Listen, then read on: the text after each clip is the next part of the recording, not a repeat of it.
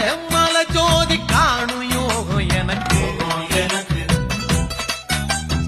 எட்டடுக்கு மாளிகையும் பொன்பொருளோ எதுக்கு எட்டரோடும் துட்டரோடும் வாழ வேண்டி இருக்கு காலடிய சேர்ந்து புட்டா போதும் ஐயா என